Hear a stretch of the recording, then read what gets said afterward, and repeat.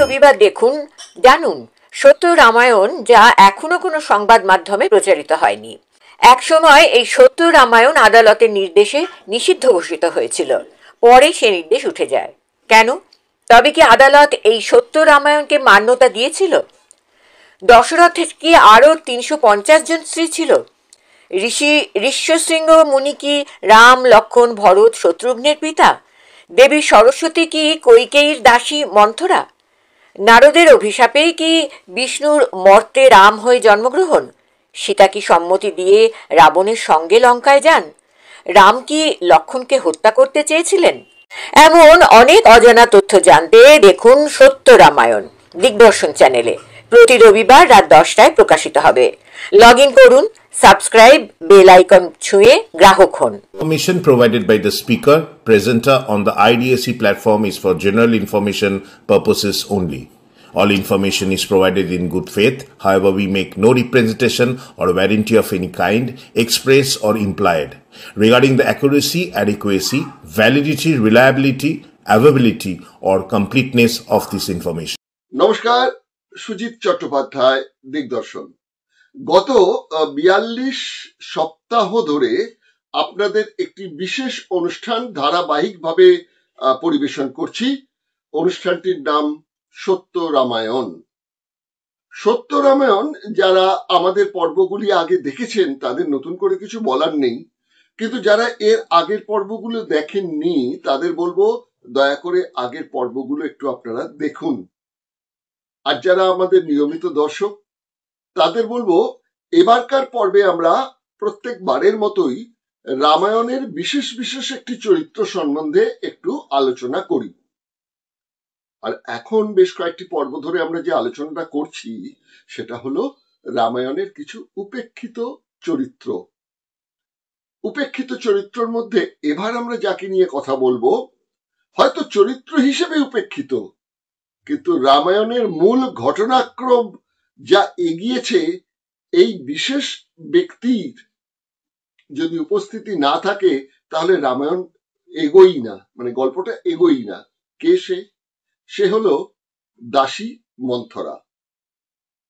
দাসী মন্থরা কৈকেয় রাজ্যের যিনি কন্যা, তার নাম কৈকেয়ী। তার মা যখন ছোটবেলা মারা যান তখন তার দেখাশোনার জন্য এই দাসীকে রেখেছিলেন কৈকেয়ী। পরে মেয়ে যখন বড় হলো, দশরথ যখন বিয়ে করলেন কৈকেয়ীকে, এই কৈকেয়ীর দেখভালের জন্য দাসী মন্থরা সঙ্গে যান। এরকম একটা প্রচলন সে যুগে ছিল, কিছুদিন আগেও ছিল, এখনো হয়তো কয়েক জায়গায় আছে। এবং আমরা যদি কার্ল মার্কসের জীবনী দেখি তাহলে সেখানেও দেখব তার স্ত্রী ছিলেন ডিউক কন্যা। তার সেই মানে তার স্ত্রীর সঙ্গেও কিন্তু এরকম একজন দাসী এসেছিলেন। একাধারে দাসী, একাধারে সই, সবকিছুই আর কি।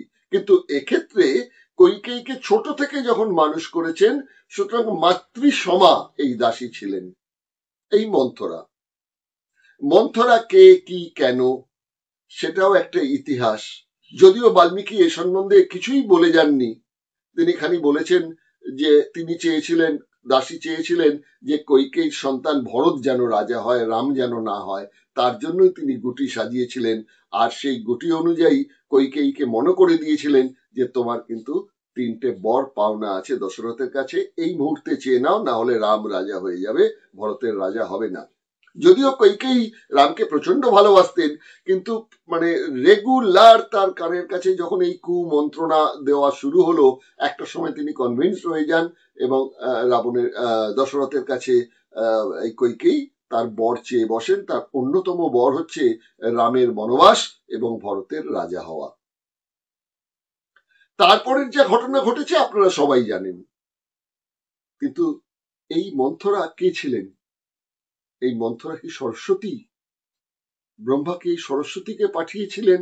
যেমন বিষ্ণু রাম হয়ে জন্মগ্রহণ করলেন আর ওদিকে সরস্বতী মন্থরা হয়ে জন্মগ্রহণ করলেন। কেন, কি ব্যাপার, সেগুলোই একটা প্রতিবেদনের মধ্যে দিয়ে আপনাদের সামনে হাজির করছি।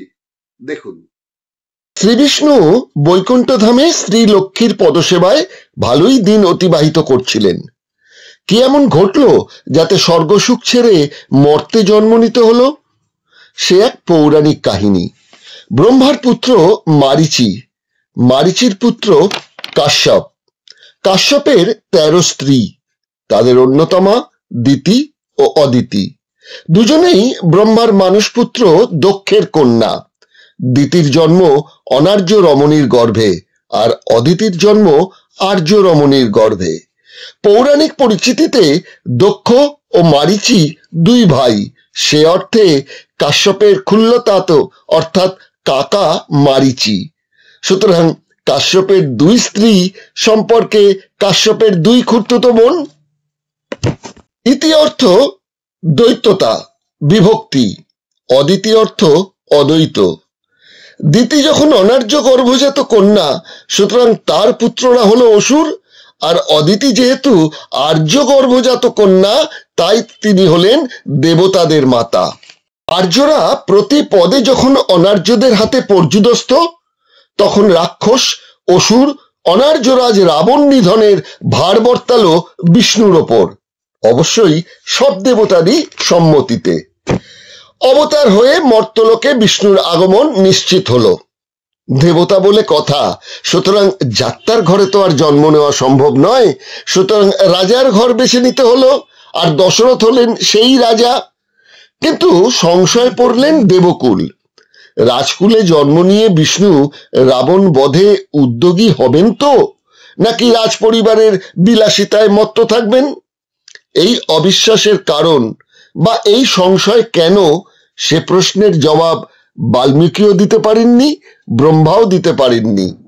জবাব দেননি খোদার ওপর খোদকারি করা আয়ুধ ভাষায় লেখা অনুবাদক তুলসীদাস বা বাংলার কৃত্তিবাস বা অন্যান্য অনুবাদকেরা। বিষ্ণু যে মর্তে জন্ম নিয়ে রাবণ বধে উদ্যোগী হবেন, সে ব্যাপারে দেবতারা ব্রহ্মার কাছে গ্যারেন্টি চেয়েছিলেন। ব্রহ্মা যেহেতু এর গ্যারেন্টি দিতে পারেননি, তিনি তখন সিদ্ধান্ত নেন যে সরস্বতী দশরথের রানী সদ্য মাতৃহারা কৈকেয়ীর ধাত্রীমা হিসেবে জন্ম নেবেন মর্তে। এমন পরিস্থিতি তৈরি করবেন যে বিষ্ণু ওরফে রামচন্দ্র বনবাসে গিয়ে স্ত্রী সীতা হরণের কারণে রাবণ বধে উদ্যোগী হবেন। সরস্বতী মর্তে মন্তরা হয়েই জন্মালেন, আর ঘটনাচক্রে মাতৃহারা কৈকেয়ীর ধাত্রীমা হিসেবেই নিযুক্ত হলেন কৈকেয় রাজ্যে। সেখান থেকে কৈকেয়ীর যখন বিয়ে হলো অযোধ্যায়, তিনিও গেলেন কৈকেয়ীর সঙ্গে। সে যুগে এরম বিষয়টা ছিল। এরপরের ঘটনা সবাই জানেন। রামচন্দ্র বনবাস পর্বর শুরুর সঙ্গে সঙ্গে মন্থরারও প্রয়োজন ফুরলো এই রামায়ণ মহাকাব্যে। আপনাদের প্রতিবেদনটা তো শোনালাম, প্রতিবেদনটা আপনারা দেখলেন। প্রশ্ন হচ্ছে যে এই কৈকেয়ীর কে তার মানসিক জায়গা থেকে তাকে বদলে দেওয়ার যে কাজটা মন্থরা করলেন, সেটা করলেন দেবতাদের নির্দেশ মতন। দেবতাদের নির্দেশ মতো মানে বিশেষ করে ব্রহ্মার নির্দেশ মতন। কারণ কি? কারণ ওই যে দেবতারা বিশ্বাস করতে পারছিলেন না যে দশরথের ঘরে, রাজার ঘরে জন্ম নেওয়ার পর বিষ্ণু কি বিলাস ব্যাসনে দিন কাটাবেন, সত্যি কি অনার্য দমন করবেন, তো সেই বিশ্বাসটা ছিল না। সেই পরিবেশটা, পরিস্থিতিটা যাতে তৈরি করে দেওয়া হয়, সীতাকে যাতে রাবণ হরণ করে, রামকে সেই জন্য বনবাসে পাঠাতে হবে, ইত্যাদি ইত্যাদি ঘটনাগুলো তো তৈরি করা হলো। বাল্মীকি কিন্তু এরপরে খুব একটা বিশেষ কিছু লেখেননি, তবে লৌকিক কিছু গল্প কাহিনীর মধ্যে রয়েছে শত্রুঘ্ন নাকি এই মন্থরাকে কারারুদ্ধ করেছিলেন। পরে রাম যখন বনবাস থেকে ফিরে এলেন, তখন কৈকেয়ী এই মন্থরাকে সেই কারাগার থেকে মুক্ত করে তাকে ক্ষমা করে দিলেন। তখন আত্মগ্লানিতে নাকি মন্থরা আত্মহত্যা করেছিলেন। এই হচ্ছে মন্থরা সম্বন্ধে গল্প। আরো দু একটি অন্যান্য গল্পও রয়েছে, কিন্তু অত সমর্থিত সূত্র নয় আর কি। কারণ যেহেতু বাল্মীকির লেখা রামায়ণ, আপনাদের তো বাল্মীকি নিয়েই আমাকে বিশেষ করে বলতে হবে। অন্যরা যে যাই বলে বলুক না কেন, এরকম অনেক কথা, কাহিনী, লৌকিক ঘটনা ছড়িয়ে থাকতে পারে। কথা হচ্ছে যে এই দেবতারা বিষ্ণুর ওপর এই আস্থাটা রাখতে পারলেন না কেন? একটা প্রশ্ন ওঠে। আমি এর উত্তর খুঁজবো ওই সত্য রামায়ণ এক সত্যের উন্মোচন যে বইটি, সে বইটির যিনি লেখক সেটা দলিত আন্দোলনের কর্মী রঞ্জিত মিস্ত্রির সঙ্গে ফোন আলাপে আমি বিষয়টি তার কাছে জানবার চেষ্টা করব। রঞ্জিত মিস্ত্রি যে বইটি লিখেছেন রামায়ণ এক সত্যের উন্মোচন, সেই বইটির কারণ হচ্ছে, লেখার কারণ হচ্ছে সেই দক্ষিণ ভারতের একজন, বলেছিলাম, দলিত আন্দোলনের একজন নেতা পেরিয়ার ইভি রামাস্বামী, তিনি চেয়েছিলেন যে ব্রাহ্মণ্যবাদী যে শোষণ তার হাত থেকে তামিলনাড়ুর মানুষদের বাঁচাবার জন্য এবং দলিত এবং নিম্নবর্ণের যারা অবহেলিত ব্রাত্যজন তাদের বাঁচানোর জন্য তিনি তখন এই রামায়ণটা পড়ে বুঝলেন যে রামায়ণের মধ্যেই ব্রাহ্মণ্যবাদ লুকিয়ে আছে এবং এইগুলোই আরো বেশি উৎসাহিত করেছে ব্রাহ্মণ্যবাদীদের কিভাবে দলিতদের কন্ট্রোল করা যায় আর কি, শোষণ করা যায়। তো এই জন্য তিনি বিভিন্ন রামায়ণ ঘেটে রামায়ণের উৎস, রামায়ণের রহস্য, কেন রামায়ণ, কি রামায়ণ, এই বিষয়টি আমাদের সামনে উন্মোচন করে দিয়েছিলেন। একটা সময় কংগ্রেসি সরকার তামিলনাড়ুর এই বইটিকে নিষিদ্ধ ঘোষণা করে দেয়। পরবর্তীকালে দলিত আন্দোলনের আরেক নেতা উত্তরপ্রদেশের ললিত সিং যাদব, তিনি কিন্তু একদম সুপ্রিম কোর্টে মামলা করে ছিনিয়ে নিয়ে আসেন তাদের সেই অধিকার। সে বইটি আর নিষিদ্ধ রাখতে পারেনি সেই তৎকালীন তামিলনাড়ু কংগ্রেসি সরকার। এখন বইটি ইংরেজিতে, হিন্দিতে, বিভিন্ন সাউথ ইন্ডিয়ান বিভিন্ন ভাষায় পাওয়া যাচ্ছে এবং বাংলাতেও এই রঞ্জিত মিস্ত্রি তার প্রথম খণ্ডটি অলরেডি এনে দিয়েছেন, ছাপার অক্ষরে পাওয়া যাচ্ছে। দ্বিতীয়টিও মোটামুটি তৈরি হয়ে গেছে, সেটিও বোধহয় বাজারে এসে গেছে, যদিও আমার হাতে এখনো দ্বিতীয় বইটা আসেনি, প্রথম খণ্ডটি এসেছে, আপনাদের সঙ্গে সেটা হাজির করলাম। দ্বিতীয় পর্যায়ে ওনার সঙ্গে যেটা আলোচনা করব ফোনে, সেটা হচ্ছে গিয়ে এই পেরিয়ার ইভি রামাস্বামী সম্বন্ধে আমরা অনেক কিছু জানি না, তার আন্দোলন সম্বন্ধে জানি না, দলিতদের অবস্থান সম্পর্কে আমরা জানি না। এই বাংলাতেও কিন্তু দলিত এবং নিম্নবর্ণের মানুষজন প্রতিনিয়ত শোষিত হচ্ছেন, কিন্তু আমাদের সেরকম ভাবে কেউ নেতা উঠে আসেননি যিনি এটিকে আন্দোলনকে নিয়ে যেতে পারবেন। একজন ছিলেন অবশ্য, যোগেন মন্ডল, কিন্তু সেখানেও অনেক রকম বিতর্ক আছে। কিন্তু পরবর্তীকালে এরকম একজন দরকার ছিল যিনি দলিত আন্দোলনটাকে এগিয়ে নিতে পারবেন। তো যাই হোক, আমরা পেরিয়ার ইভি রামাস্বামী সম্পর্কে কিছু জানবো এই রঞ্জিত মিস্ত্রির সঙ্গে। চলুন এই প্রতিবেদনটার পর আমরা সরাসরি ফোনে চলে যাই। ফোনের অপর প্রান্তে থাকছেন রঞ্জিত মিস্ত্রি।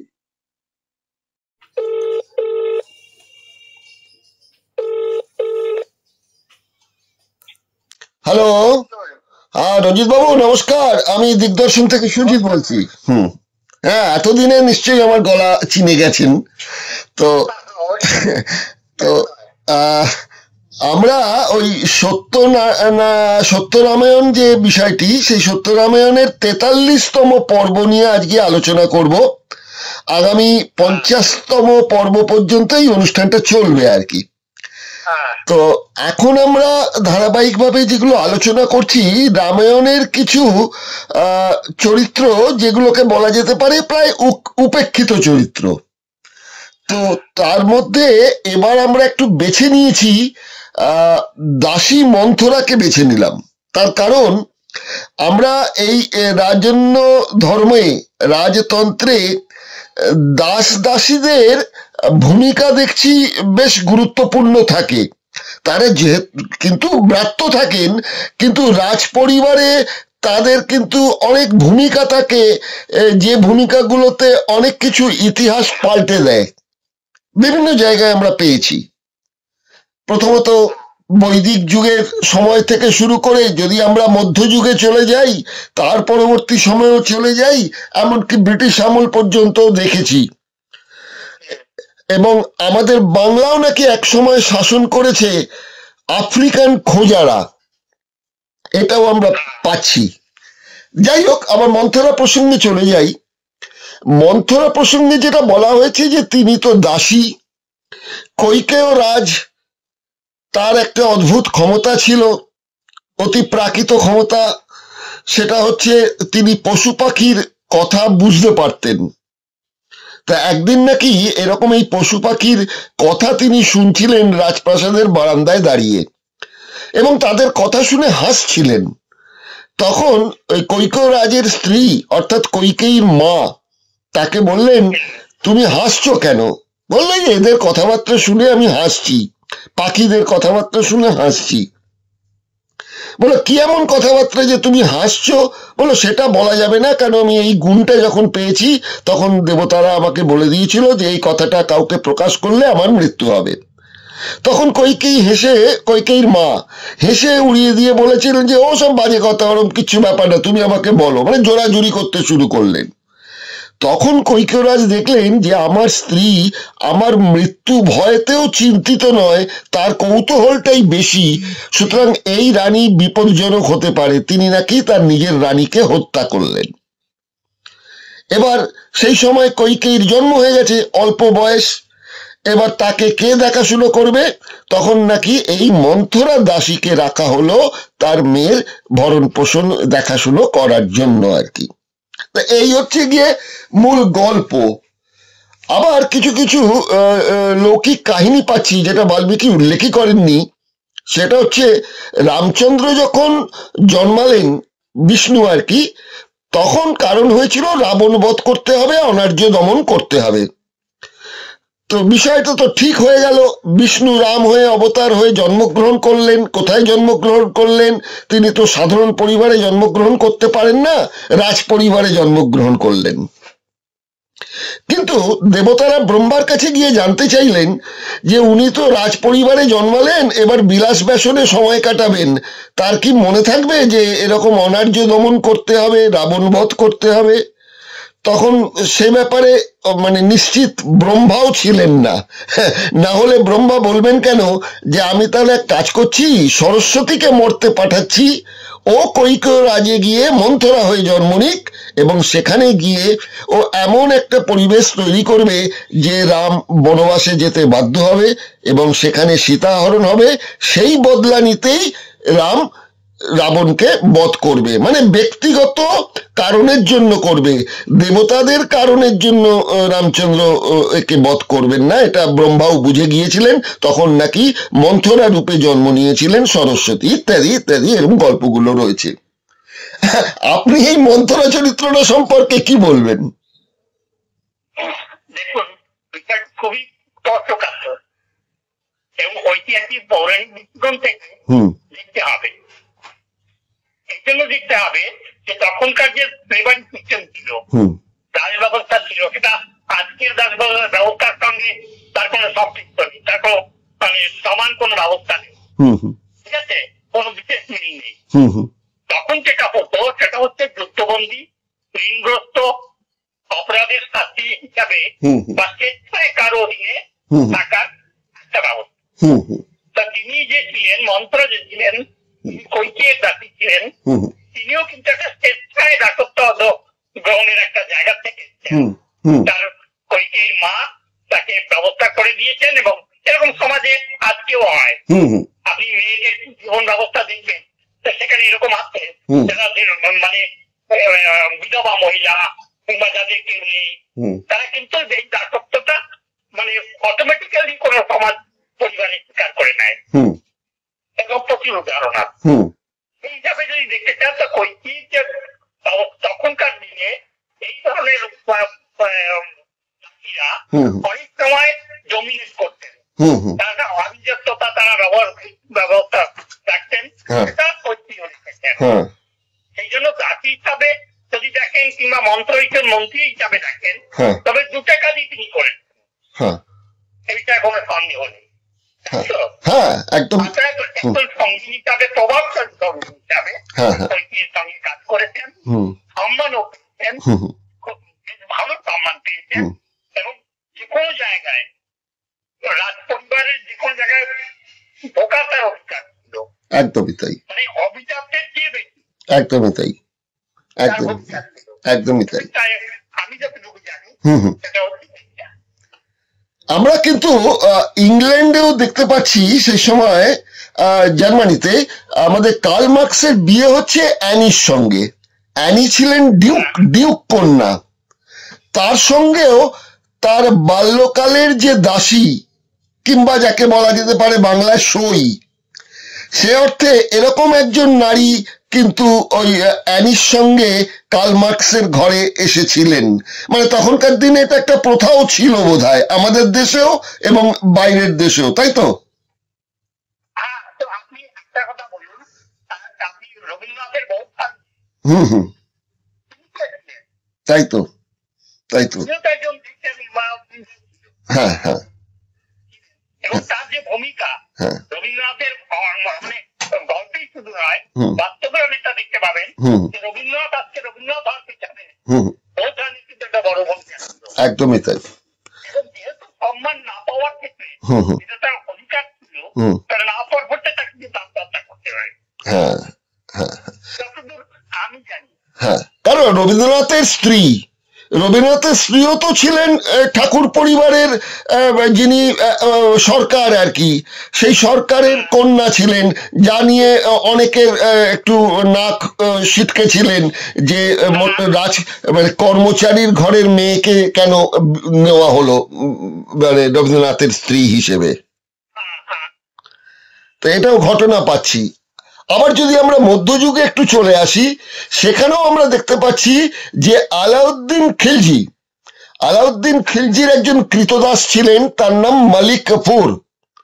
এই মালিক কাফুরের সঙ্গে বলা হয় যে আলাউদ্দিন খিলজির একটা সমকামী সম্পর্ক ছিল, যেখান থেকে এই খোঁজা কৃতদাস আস্তে আস্তে আলাউদ্দিন খিলজির সেনাপতিতে তৈরি হয়ে গেল। এখন আলাউদ্দিন খিলজি যখন বৃদ্ধ হলেন, তখন বকলমে এই বাংলার রাজত্ব চালাতেন আমাদের এই মালিক কাফুর। এই ঘটনাও আমরা পাচ্ছি। আচ্ছা, যা হোক, আমরা আবার ফিরে যাই এর সম্পর্কে, অর্থাৎ আমাদের মন্থরা প্রসঙ্গে। আচ্ছা, মন্থরাকে বলা হয়েছে যে উনি কুবজা এবং কুৎসিত চেহারা, এবং মন্থরা নামের শব্দ ওই মন্থর থেকে মন্থরা, অর্থাৎ ধীর গতি সম্পন্না। তা একদিকে সে কুবজা, আরেকদিকে বিকৃত দর্শন, আরেকদিকে ধীরগতি। তো তার ওপর এই রাজা কৈকেয়ী সন্তান প্রতিপালনের দায়িত্ব দিচ্ছেন যৌক্তিক বিচারে। কি ব্যাপারটা ঠিকঠাক মনে হচ্ছে? হুম হুম হুম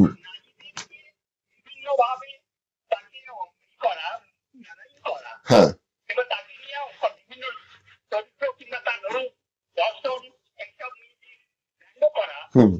সমাজে আজও আছে তখন, হ্যাঁ হ্যাঁ এবং সেটা সেখানে দেখা যায়। হ্যাঁ হ্যাঁ এত প্রতিভাশালী নারী, যে এত ক্ষমতা রাখে, এত বুদ্ধি রাখে, যে পুরো রাজ ব্যবস্থা মানে রামকে বনবাসে যাওয়ার পিছনেও তার ভূমিকা রয়েছে।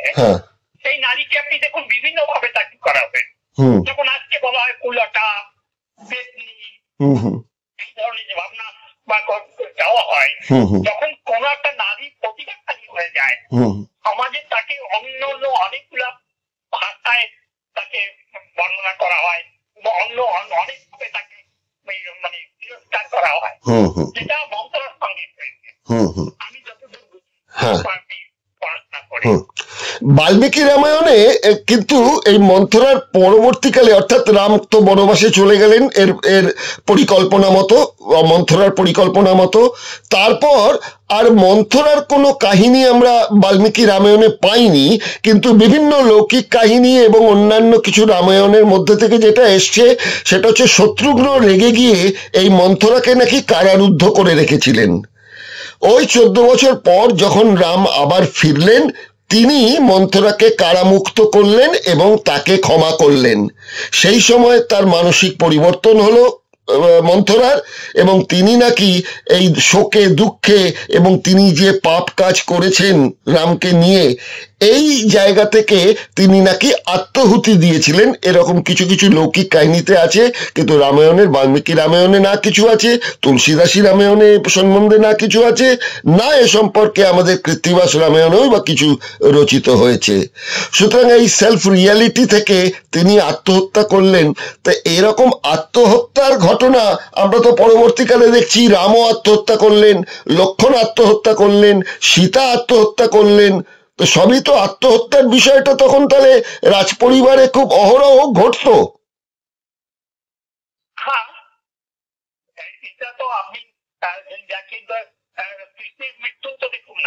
আত্মহত্যাই এক ধরনের, হ্যাঁ, ঠিক ঠিক ঠিক ঠিক ঠিক। এদেরকে দেখানো হয়েছে একদিকে তারা ভগবান, একদিকে তিনি আত্মহত্যা করছেন, একদিন রাজমাতা মা পিতা আত্মহত্যা করছেন। তার মানে কি সমাজটা এত বেশি তখন কলুষিত অবস্থায় ছিল আর এত নোংরামি করেছেন যে তাদের কাছে আর কোনো রাস্তা ছিল না। তার মানে ব্রাহ্মণ্য আত্মহত্যা করছেন, তো কেউ সমাজের নোংরামি করে আত্মহত্যা করে। তার মানে ব্রাহ্মণ্যবাদী একটা সংস্কৃতি ছিল, তাদের শাসন ছিল, যার কাছে ক্ষত্রিয়রা পর্যন্ত আত্মসমর্পণ করেছিলেন।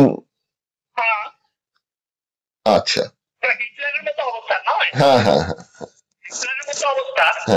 উনি যখন যেমন আত্মহত্যা করেছেন তখন এই ধরনের রাজারা এরাও আত্মহত্যা করেছে। হ্যাঁ হ্যাঁ। আচ্ছা, আমরা এবার ওই বিষয়টি ছেড়ে, রামায়ণের বিষয়টি ছেড়ে একদম বর্তমান সময়ের আধুনিক যুগে একটু চলে আসি। সেটা হচ্ছে পেরিয়ার ইভি রামাস্বামী। আজ যে আমরা এত আলোচনা করছি সেটা পেরিয়ার ইভি রামাস্বামী যদি ওই সত্য রামায়ণ না লিখতেন এবং পরবর্তীকালে সেটা ইংরেজি ও হিন্দিতে অনুবাদ না হতো এবং বিশেষ করে বাংলায় যদি আপনি এই কাজটি না করতেন, তাহলে আমরা এই আলোচনাগুলো ঠিক সেভাবে হয়তো নিয়ে যেতে পারতাম না। তো যাই হোক, আপনাকে ধন্যবাদ। আমি আপনাকে এটা জানতে চাইছি যে আমরা পেরিয়ার ইভি রামাস্বামী সম্বন্ধে খুব কমই জানি। আমরা ধারাবাহিকভাবে কিছু আলোচনা করছি। এবার আপনার সঙ্গে যেটা আলোচনা করতে চাইছি সেটা হচ্ছে 1960 সালের কথা। আপনি রামায়ণ এক সত্যের উন্মোচন যে গ্রন্থটি লিখেছেন, সেখানে আপনি লিখেছেন পৃষ্ঠা নাম্বার 126-এ আপনি লিখেছেন, তিনি তামিলনাড়ু ছাড়া ভারতের মানচিত্র জ্বালিয়ে বলেছেন কেন্দ্রীয় সরকারের শাসন হলো ব্রাহ্মণদের শাসন। পেরিয়ারের নির্দেশে সমস্ত তামিলনাড়ুতে সর্বোচ্চ আদালতের রায়ের বিরুদ্ধে বিরোধিতা দিবস উদযাপন করেন, যে রায়ের ফলে তামিলনাড়ুর ল্যান্ড সিলিং অধিনিয়ম সমাপ্ত করে দেওয়া হয়েছিল। এই অধিনিয়ম সংবিধান সংশোধনের মাধ্যমে লাগু করা হয়েছিল। এই বিষয়টা যদি একটু সংক্ষেপে বলেন যে তামিলনাড়ু ছাড়া তিনি বাকি ভারতের সব মানচিত্রটা জ্বালিয়ে দিয়েছিলেন। একটা যে উনি যে তামিলনাড়ুর সঙ্গে যেটা ভবিষ্যতে যাবে সেটা উনি অনুভব করতে পেরেছেন। যেহেতু তামিলনাড়ুতে ওনার একটা আদর্শ স্থাপিত হয়েছে এবং সেখানে জাতীয়বাদী ব্যবস্থার বিরুদ্ধে একটা লড়াইয়ের একটা জায়গা তৈরি হয়েছে, মানে দ্রাবিড় কর্গম যেটা করেছিলেন, সেটা নিয়ে দেখা যাচ্ছে যে ভবিষ্যতে আজকেও কিন্তু একটা বড় ভূমিকা রয়েছে। ভূমিকাটাকে আরো বিস্তারিত করতে এবং ব্রাহ্মণবাড়ি ব্যবস্থার যে বেড়াজাল সেখানে পুরো ভারতবর্ষ ঘুরে ফেলেছে, সেখান থেকে দ্রাবিড় জাতিকে বাঁচানোর জন্য, তার সংস্কৃতিকে বাঁচানোর জন্য তিনি এই কাজটা করেছে। এই কাজটা আজকের পরিপ্রেক্ষিতে হয়তো ওটা ভুল মনে হতে পারে মানুষের, কিন্তু তামিল ভাষাকে বাঁচানোর জন্য, তামিল সংস্কৃতিকে বাঁচানোর জন্য, যে সংস্কৃতি পৃথিবীর পুরনোতম সংস্কৃতির মধ্যে একটা, মানে দক্ষিণ ভারতের সংস্কৃতি, তার জন্য উনি যে কাজটা করেছেন সেটা অবশ্যই উনি শুধু তামিল জাতির মধ্যে সীমাবদ্ধ রেখেছেন, যার সঙ্গে আমি খুব একটা সম্পৃক্ত হতে পারি না। ওনার এই কাজটা দক্ষিণ ভারতের সঙ্গে সবার সঙ্গে মিলে এই কাজটা করা উচিত ছিল, এটা উনি করেন, যার ফলে আজকে নিন্দিত হচ্ছেন, ওইটার সন্দেহ নেই। কিন্তু একটা জিনিস বলতে হবে, আজ ভারতবর্ষের যা অবস্থা দেখা দিয়েছে সেটা তিনি অনুভব করতে পেরেছিলেন। আজকে এই জন্য দ্রাবিড় মানে পেরিয়ারের যে ভূমিকা, সেটা নিয়ে আজকে ভারতবর্ষের বিভিন্ন প্রান্তের মানুষ নতুন করে ভাবনা চিন্তা শুরু করেছেন। তার এই কাজের জন্য, এই প্রতিবাদের জন্য তিনি কিন্তু আজকে 1977 থেকে 1924 পর্যন্ত যে তামিলনাড়ুতে যে অবস্থাটা দাঁড়িয়েছে, সেটা যদি আপনি দেখেন যে এখনো সেখানে কিন্তু ওই সরকারগুলোই চলছে, ওই ব্যবস্থাটাই চলছে, ওই ডিএমকে কিংবা এআইডিএমকে যারা পেরিয়ারকে ঘিরে আজকেও সেখানে কন্ট্রোল। অর্থাৎ পেরিয়ারের ভূমিকা আজ ধীরে ধীরে ধীরে ধীরে ভারতবর্ষের বিভিন্ন প্রান্তে পৌঁছাচ্ছে, আমরাও নিয়ে আসছি এবং নতুন করে ভাবনা চিন্তার একটা জেনারেশনের মধ্যে প্রবেশ করছে।